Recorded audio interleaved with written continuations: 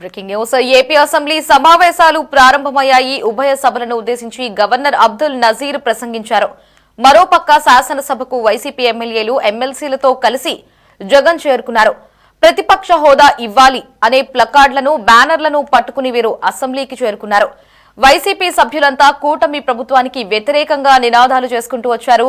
Gate number 4 నుంచి ప్రభుత్వానికి వ్యతిరేకంగా నినాదాలు చేసుకుంటూ వీరు సభలోకి వెళ్లారు.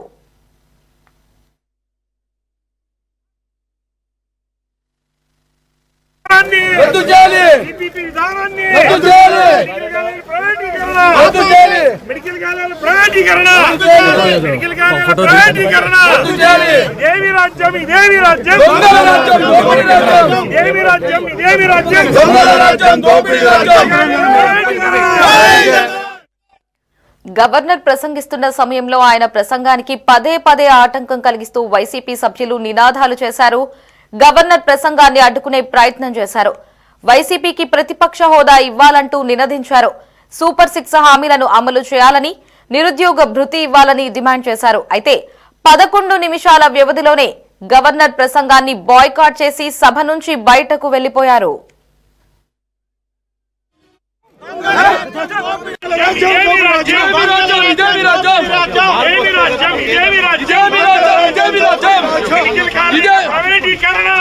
రద్దు చేయాలి.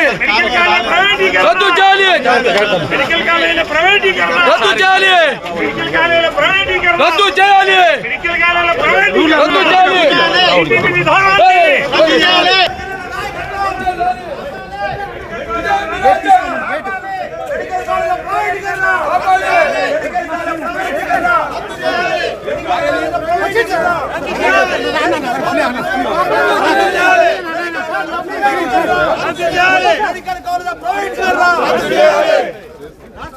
ఇదేమి రాజ్యం,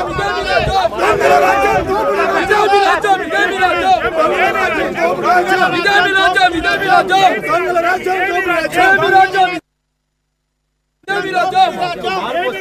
ఇదేమి రాజ్యం, ఇదేమి రాజ్యం, ఇదేమి రాజ్యం, ఇదే రద్దు చేయాలి.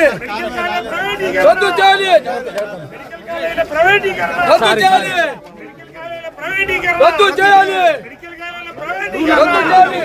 టీడీపీ విధానాన్ని టీడీపీ విధానాన్ని రద్దు చేయాలి. టీడీపీ విధానాన్ని రద్దు చేయాలి. రద్దు చేయాలి. మెడికల్ కాలేజీల ప్రైవేటీకరణ. మెడికల్ కాలేజీల ప్రైవేటీకరణ. రద్దు చేయాలి. ఇదేమి రాజ్యం, ఇదేమి రాజ్యం, దొంగల రాజ్యం, దోపిడీ రాజ్యం. ఇదేమి రాజ్యం, ఇదేమి రాజ్యం, దొంగల రాజ్యం, దోపిడీ రాజ్యం.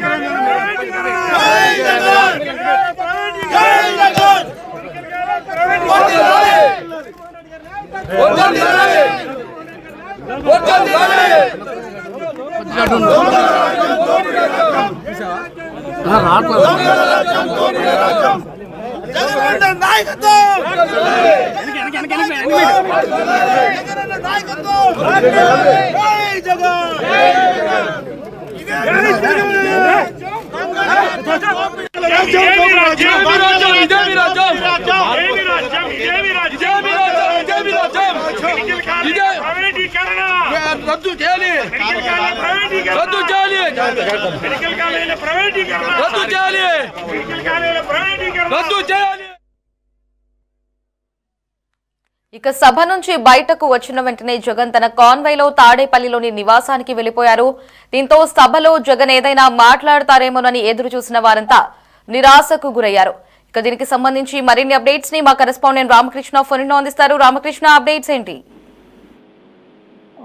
లహరి, ఈ రోజు నుంచి కూడా అసెంబ్లీ బడ్జెట్ సమావేశాలు ప్రారంభమయ్యాయి. ప్రధానంగా వైఎస్ఆర్ కాంగ్రెస్ పార్టీకి సంబంధించినటువంటి 11 మంది ఎమ్మెల్యేలు కూడా గవర్నర్ ప్రసంగానికి సంబంధించినటువంటి సమావేశాలకు హాజరయ్యారు.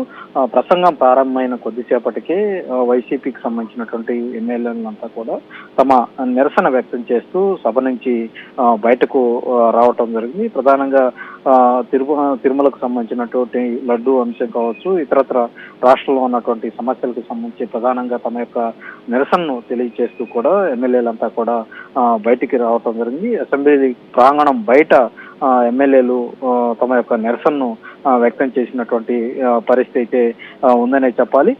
కేవలం సభలో 11 మంది ఎమ్మెల్యేలు కూడా 11 నిమిషాల మాత్రమే వాళ్ళు సభలో ఉండటం జరిగింది. 11 నిమిషాల తర్వాత వాళ్ళు బయటకు వచ్చిన పరిస్థితి కనిపించింది.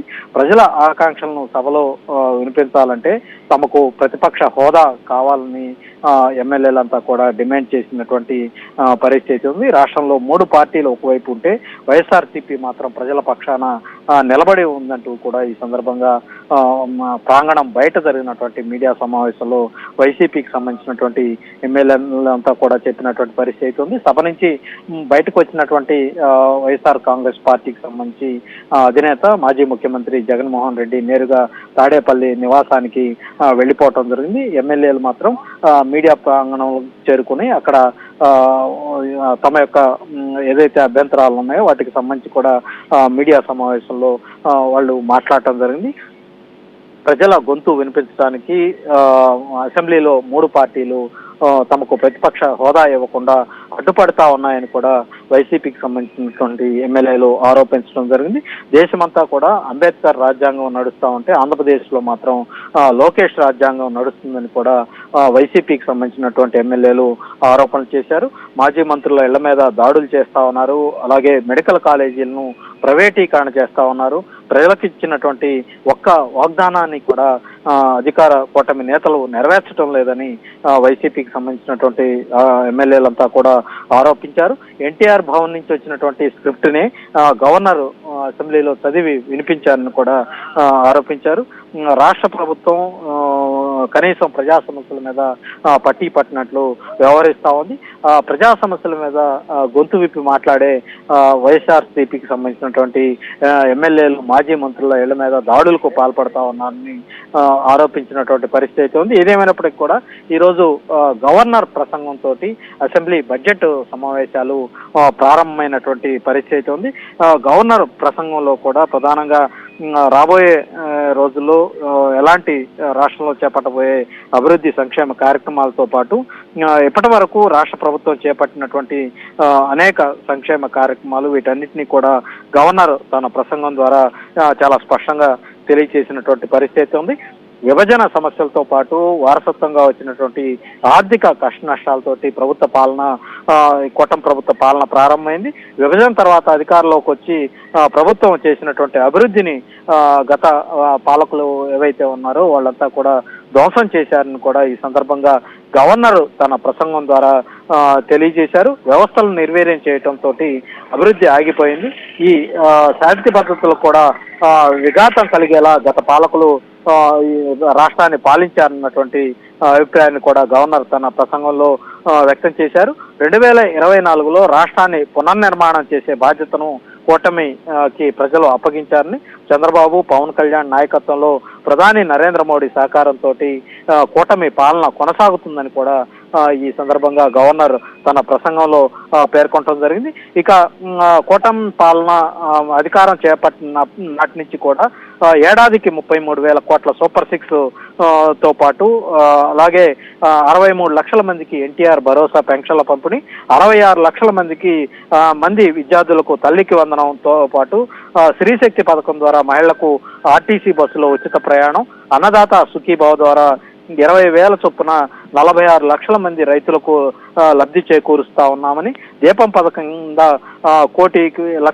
కోటి మందికి పైగా పేద కుటుంబాలకు ఏడాదికి 3 గ్యాస్ సిలిండర్లు ఉచితంగా ఇస్తున్నామని, అలాగే మెగా డిఎస్సి ద్వారా 15,000 మందికి ఉపాధ్యాయ పోస్టుల భర్తీ, ఇక 5,757 మంది కానిస్టేబుల్ల రిక్రూట్మెంట్, ఇక మత్స్యకారులకు సంబంధించి 1.2 లక్షల మందికి 20,000 చొప్పున ఆర్థిక సహాయం, 1,00,000 మందికి పైగా చేనేతలకు 200 యూనిట్లు, అలాగే 500 యూనిట్ల చొప్పున ఉచిత విద్యుత్ అందించడం, ఇవన్నీ కూడా ఇలాంటి సంక్షేమ కార్యక్రమాలన్నీ కూడా అమలు చేయటం, P4 ద్వారా పేద ధనిక వర్గాల మధ్య తారతమ్యాలు తగ్గించేందుకు ప్రభుత్వం చేస్తున్నటువంటి కృషితో పాటు అందరికీ గృహాల లక్ష్యంతో గృహ నిర్మాణాన్ని ప్రభుత్వం చేపడుతుందని ఈ సందర్భంగా గవర్నర్ తన ప్రసంగం ద్వారా ఈ కూటమి ప్రభుత్వం చేపడుతున్నటువంటి అభివృద్ధి సంక్షేమ కార్యక్రమాల గురించి చాలా స్పష్టంగా వివరించినటువంటి పరిస్థితి ఉంది. ప్రస్తుతం అయితే BAC సమావేశం అసెంబ్లీలో కొనసాగుతుంది. బీఏసీ సమావేశంలో రాబోయే రోజుల్లో ఎన్ని రోజులు ఈ అసెంబ్లీ సమావేశాలు నిర్వహించాలి, బడ్జెట్ ఏ రోజు అసెంబ్లీలో ప్రవేశపెట్టాలి, ప్రధానంగా అసెంబ్లీలో చర్చించాల్సినటువంటి అంశాలు ఏవైతే ఉన్నాయో వాటి గురించి కొన్ని నిర్ణయాలు అయితే ఈ బీఏసీ సమావేశంలో తీసుకుంటారు. ఈ బీఏసీ సమావేశం తర్వాత ఎన్ని రోజులు అసెంబ్లీ సమావేశాలు జరగబోతా ఉన్నాయి, ఎన్ని రోజులు సెలవు దినాలుగా ఉండబోతా ఉన్నాయి, ఇవన్నీ కూడా బీఏసీ సమావేశం తర్వాత పూర్తి స్థాయి ఒక క్లారిటీ అయితే వచ్చే అవకాశం అయితే ఉంటుంది. Lahari. Right Ramakrishna, thanks for the update.